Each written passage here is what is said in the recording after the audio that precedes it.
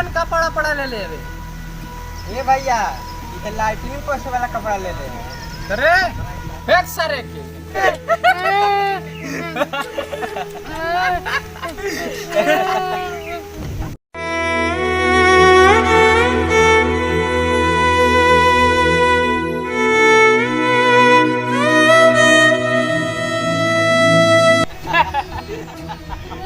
बाबू ये झंडा पकड़ो।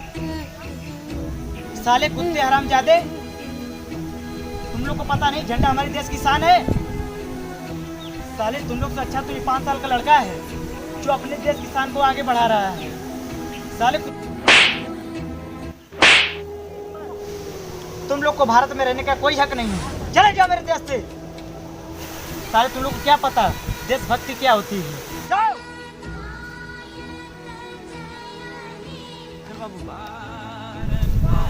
अबे छोटका तू सही लिखवा कातरा हमने के देश में रहले कोनो अधिकार ना है। हाँ भैया तू सही कहत है। हाँ पूरे बिना 15 अगस्त था मनो बेने झंडा फहरा चल जाई। हाँ और लिखवा से गलती माफी मांग जाए। चल चल